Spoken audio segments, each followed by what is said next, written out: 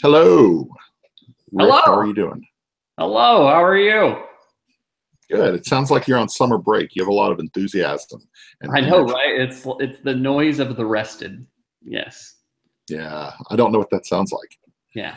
So I slept. very I cool. woke up, fed the dog, and then slept again. It was awesome. And then I'll Sounds like a probably take wonderful a day. nap when we're done. hard 15 minutes worth of being on video, so I got to take a nap now. So That's how it works. so Rick, we have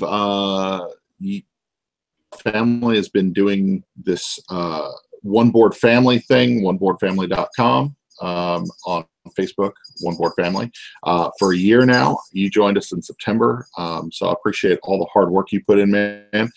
You actually wrote a guide for people going on road trips, good games for road trips. Tell me a little about it.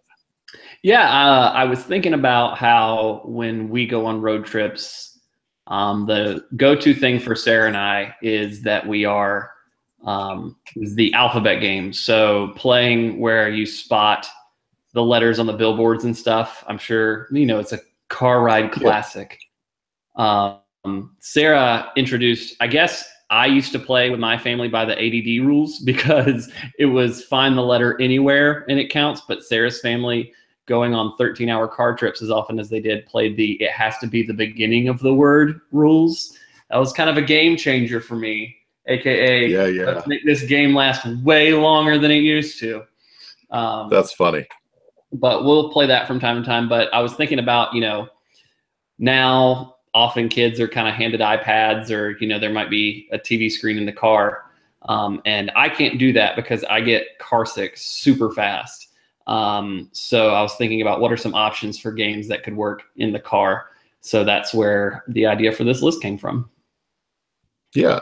And so I was looking at your list and you had some great ones on there. And I was thinking about some of the stuff that when we travel in the summer, we usually pack a bag and we'll kind of in our book bags or whatever, we'll stuff little games that we can play, whether we're at a restaurant or we're sitting by the pool and stuff like that. So I thought I'd bring a couple of them on the show. Sweet. So would you like to see them? I would love to see them. That was good. Quicks. Have you played Quicks? I believe so. Possibly. Maybe. I don't know.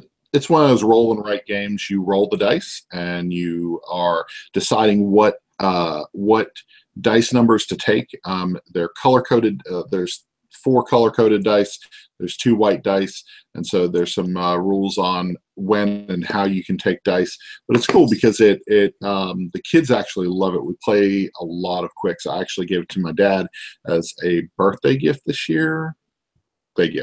And we played a bunch of it just that week that he was here, and then ended up buying a copy for ourselves around Christmas, little after Christmas, played with family a whole bunch, and we're actually almost out of the paper that comes on the pad, so we need to get some more of that or make photocopies. So that's a good one. The game, from what I recall. To order. Yeah, which is a little jacked up. If you were going to purchase Quicks, I would purchase Quicks Deluxe. It's a couple bucks more, but it's actually got dry erase boards and it plays up to 8 players.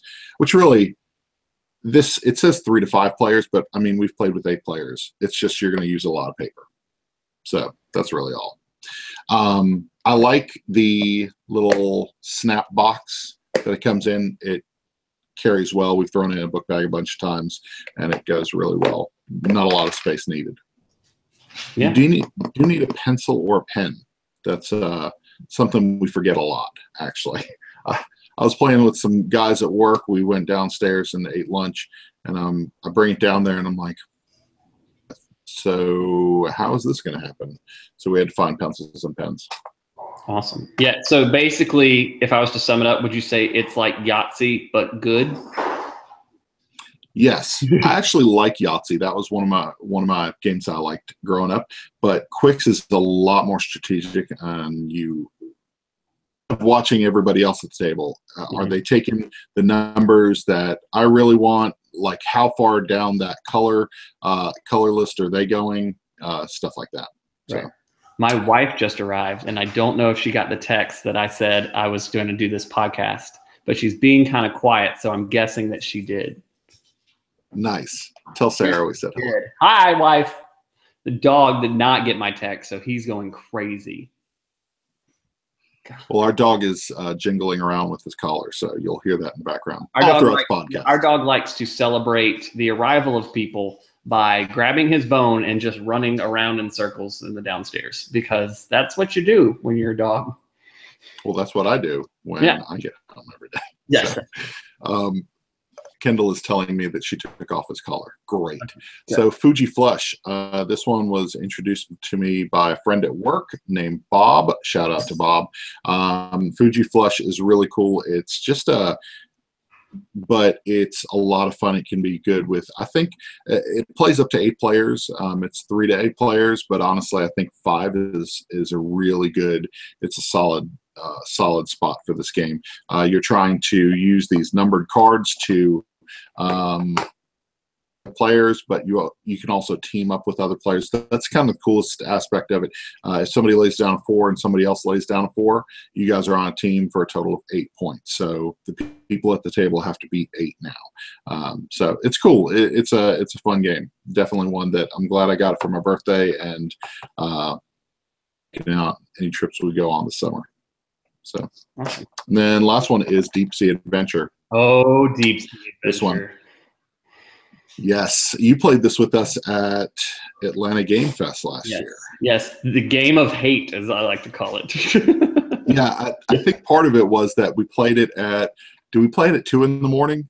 We played it. I think it was more that we were tired. Yes. Hated each other. And so. I think we played with a stranger who, oh, hello, who we did not know, who was very okay with like messing with us, and so we were like, well, if this guy's gonna mess with us, let's mess with each other. So it was fun. Yeah. It was just like I hate you so much game.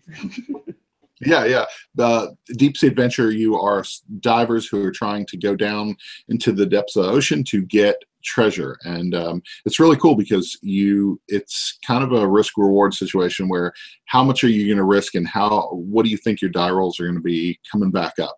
And so it's a really tough game actually at the higher player counts. At 2 players, Aaron and I actually went on a anniversary weekend last weekend, and we took this with us and played at a cafe. Man, it was really fun, just 2 players. And if you play 6 players, it's mildly miserable. So at 4 players, it gets pretty cutthroat. So somebody is going to run back to the boat, and everybody else is going to be stuck at the bottom of the ocean. I gave up which of my friends is the horrible person. Yes, yeah. So it is a lot of fun. Anyway. It is, and I love how small the box is. The components are great. Everything about this game, Oink Games makes it. Everything about this game is really cool. Actually, at the cafe we were at, the lady saw us playing it, and while she was serving the food, after we ate breakfast, she was like, what was that game? I need to buy that for me and my boyfriend. And so that was pretty cool to see somebody who saw the components, and she was like, I need that. So that was pretty cool. Yeah. I got Bears versus Babies the other day. Yeah, so as one does.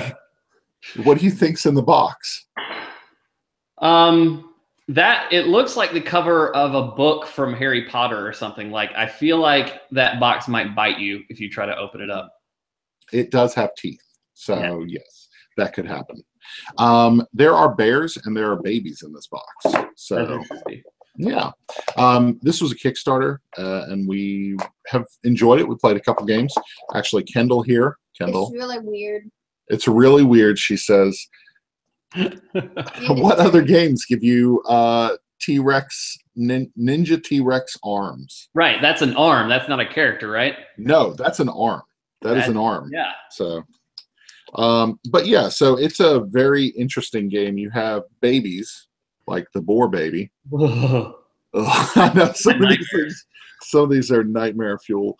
But you've got these babies, and they are teaming up against your monsters, and so you're piecing together a monster. So this would be a llama playing the banjo, which all llamas do. Yes. But a llama playing the banjo would go up against a baby. So this llama worth 2, and the body is worth 1. So this monster is worth 3 points against a stack of babies. I put legs so on it.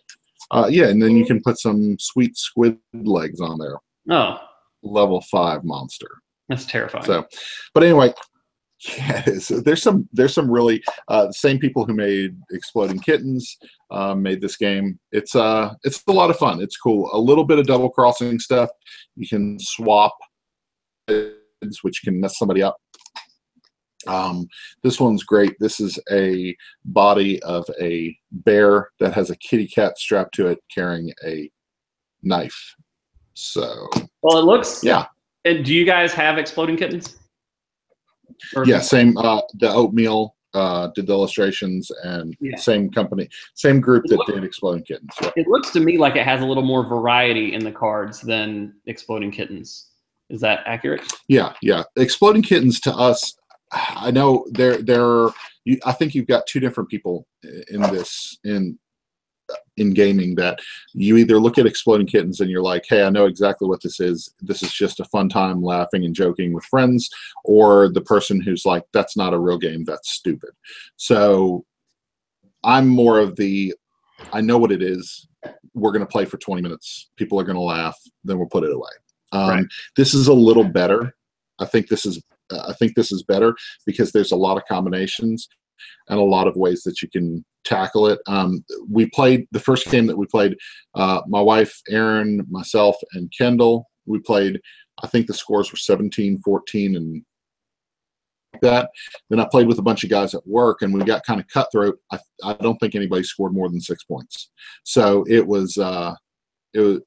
can go a lot of different ways, and you can be as rough with each other as possible with this game. So, but it looks like, kind of like we've been arguing with gyrating hamsters. It's one of those games where the experience is the win. Like, when you're done, who cares who has the most points? I probably with that game would be like, you might have had 15 points, but I had the llama squid, so I win. You think you're so good. I had llama squid. Exactly. So yeah. So speaking of gyrating hamsters, you actually talked to the folks behind Gyrating Hamsters. Do you want to plug that video on our YouTube channel? Yeah, I mean, I always enjoy talking to Andrew and Allison, and I kind of, I'm learning in the process of, what does it take to do a Kickstarter? I don't have a game, sitting in the back of my, sitting on a shelf that I'm ready to go put out there, but just kind of the idea of what is this experience like that I understand, that has become a very integral part of board gaming. And so how are these, everyday people, putting out games that we're going to be playing, and, looking at people like this, what happens next for them? I mean, there's certain companies that started with a Kickstarter and then it grows and, becomes a fairly successful company. So getting to see kind of how that process works. I mean, part of that could just be my obsession with things like, the show Shark Tank and stuff like that, the capitalism at its finest. But I just really like that we've been able to explore along with them. And I hope when they get to delivery, the time of delivery, I'm hoping to have a final interview with them about the game, and kind of see, because every Kickstarter seems to have its own adventure with, publishers and things like that. So it's going to be interesting to see how it goes for them. Yeah, and I like the fact that since their prototype phase, we've been able to have this conversation with them, and they've been very willing to talk about the process. And so you guys be sure to check it out. It is on our YouTube channel at One Board Family. It's also on oneboardfamily.com. You can visit us there, and Rick interviews them about the game, Andrew and Allison. So yeah, it's very cool. I enjoyed listening to what they had to say and the questions you had for them. So it's very cool. So definitely. And we've got a birthday coming up. Yeah, some birthday celebration.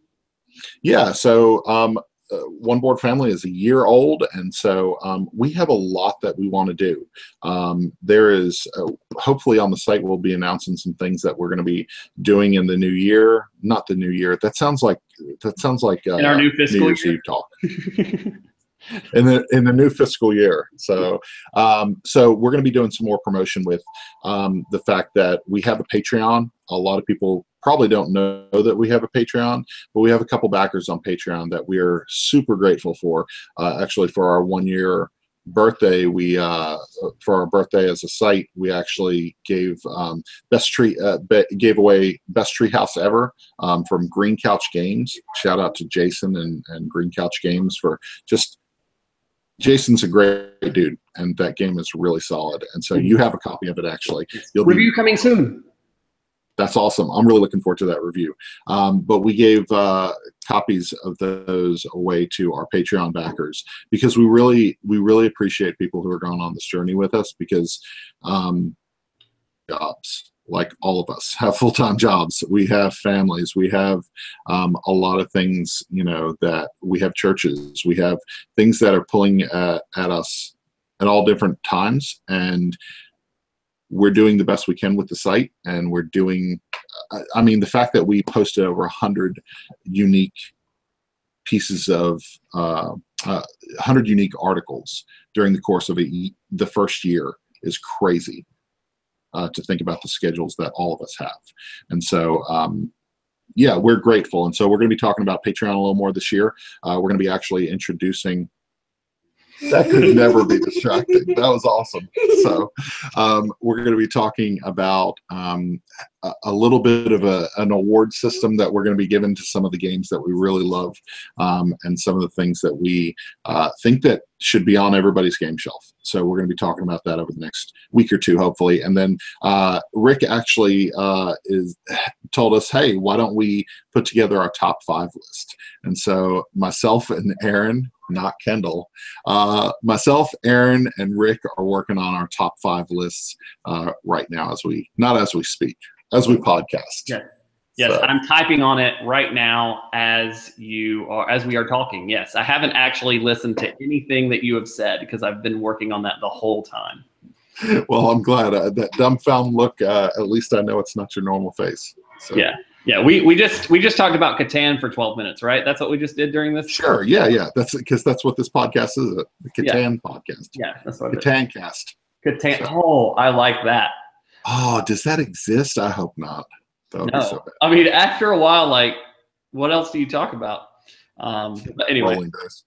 But yeah, I'm excited. You know, I've very much enjoyed working, you know, on this. I love the idea of being able to share with people, you know, the games that I enjoy. I had a friend send me a message the other day on Facebook asking about 2-player games, and I recommended Seven Wonders Duel to him, and he said, like, couple days ago, he said, hey, you know, we finally got that game and we played it and we love it. Thank you so much. And so it's cool to think about how we're helping people find games that they can play together and bring families closer and couples closer. And, you know, I think board games are a great way for people to spend time together. Oh, definitely, man. I'll tell you, just in the past year, we've spent a lot more time around the table than we've spent around the TV. And I love that. I love that our family can do that and invite people into that space. So it's really cool. So speaking of referring people to games, every time I bring King Domino to the table, somebody else has got it on their Amazon wish list or buying it. So yeah, I played it for the first time this past week at a meetup in Washington, D.C., where I was at a conference, and it was really fun. I liked it. And super, like, the person running the game did not really tell us the rules. She just kind of like, okay, here's your block. Okay, now pick your domino that you want to be on. And then, like, set out the next round and then move the pieces over. And she just told us who was supposed to be picking, and we figured out, you know, like, within 2 minutes knew what the heck was going on. So it's fun. It's fun. That's cool. Awesome, man. Well, Rick, have a good night, and you guys enjoy this awesome summer break, and happy 4th of July. So. Thank you, sir. All right. Have a good one. Adios.